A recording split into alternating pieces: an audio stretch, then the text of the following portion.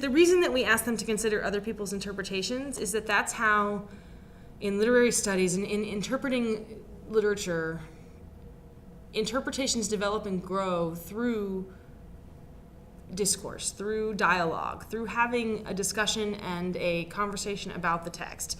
That if I look at a text and I am analyzing it, I'm going to see it through my perspective, my lens, and that's a good lens. There's nothing wrong with that. But it's a limited lens. It's my lens. It's what I can see, and it's very helpful to understand how other people have seen the same set of information, the same text, the same data, whatever, because they have different lenses.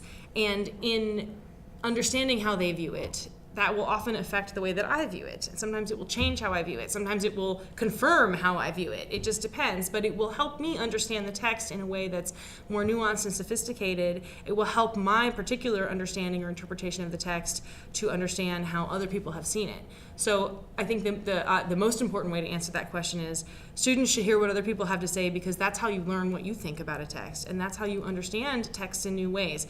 If we believe, as I do, that knowledge is a discursive practice, it's something that we create together as a community, then that's in essence modeling how that works for students. And this is how knowledge happens: as we come up with ideas, we share them, we get feedback on them, we share them with other people. They either grow beyond us or they die out. And so I think that's why we ask students to look at sources, or we ask students to talk to other students in class about a text. That's why, in the humanities, classes are often discussion-based, because the idea is that this will help you. On another level, in terms of looking at published authors, I guess one of the ideas is that these folks have done a lot of thinking about literature, and they've done a lot of reading, and they have a lot of knowledge, so maybe their lenses are broader and more sophisticated than some of our lenses, so it might be really helpful to hear what they have to say. I don't, however, like to privilege what, folks in the discipline have said just because they're in the discipline or just because they're famous. I guess I'm a little iconoclastic in that way. I don't want students to be like, oh, well, they're so much smarter than me and therefore I have nothing useful to say, because I don't think that helps students either.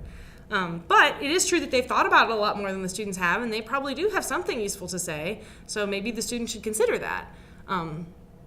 So I think for students it's probably hard when you're in literature in particular to walk the line of like, okay, I have to say what I want to say about the text, but I also am aware that I don't know as much as these other folks. So it's maybe a tough position for students to negotiate, but students do have something useful to say.